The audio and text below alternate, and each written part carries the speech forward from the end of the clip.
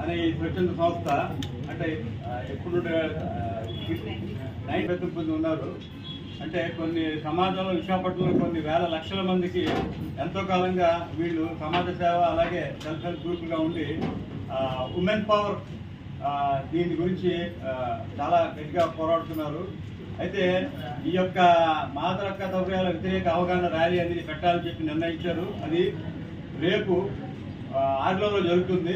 ముఖ్యంగా మాదక ద్రవ్యాల గురించి అవి ఎంత చెడు చేస్తాయి సమాజానికి, అలాగే ముఖ్యంగా యువతకి, దానివల్ల జరిగే నష్టాలు అనర్థాలు, కేవలం చిన్న వయసులో వాళ్ళకి చట్టం గురించి తెలియక వాళ్ళు ఆ చట్టం ఎంత సివియర్గా ఉంటుంది, పోలీస్ యాక్షన్ ఎంత సివియర్గా ఉంటుందో ఏం తెలియకుండా కొంత ప్రలోభాలకు లోనై తల్లిదండ్రులకు తెలియకుండా మాదక ద్రవ్యాలు సేవించి వాళ్ళ జీవితాలను నాశనం చేసుకుని, ఇది ఎంత కఠినమైన చట్టం అంటే ఎన్డీపీఎస్ యాక్ట్ అనేది, దీంట్లో దాదాపు 10 నుండి 20 సంవత్సరాల వరకు కూడా కఠిన కారకాల శిక్ష వేసే అవకాశం ఉంది. 2 లక్షల వరకు ఫైన్ వేసే అవకాశం ఉంది.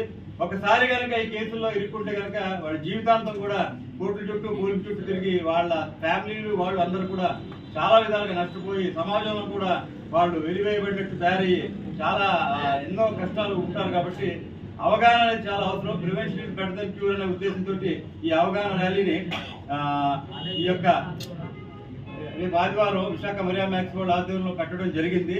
దీని గురించి మరిన్ని వివరాలు మిస్టర్ నిర్మల గారు మాట్లాడతారు. నిర్మల, నేను సెయింట్ యాన్ సొసైటీకి చెందిన సిస్టర్ గారిని. మేము గత 30 సంవత్సరాలుగా మా సెయింట్ యాన్స్ తరపున సాంఘిక సేవా కార్యక్రమాలు ఆర్లో పరిసర ప్రాంతాల్లో విశాఖపట్నం కూడా చేస్తున్నాము. మరి ముఖ్యంగా ఆర్లో ప్రారంభంలో పేద కుటుంబాలను చూసి మా సిస్టర్స్ ప్రారంభించిన కార్యక్రమం ఈనాటికి దాదాపు 15,000 మంది పైగా జనాలు సభ్యత్వం పొంది ఉన్నారు. మేము కేవలం పొదుపు సంస్థలే కాకుండా గ్రూపులే కాకుండా మా మహిళలు స్థానిక సమస్యలు ఏంటో చూసి చాలా కార్యక్రమాలు ఇంతకు ముందే చేపట్టారు. బెల్ట్ షాపుల నివారణగా, సమైక్యాంధ్ర కోసం ఎన్నో నినాదాలతో చాలా సక్సెస్గా సోషల్ యాక్షన్ తీసుకున్నారు. అంతేకాకుండా మా మహిళలు వాళ్ళ అభివృద్ధే కాకుండా ఆరోగ్య విషయాలు, పేద పిల్లలకి చదువు సహాయం, వేరే కుటుంబ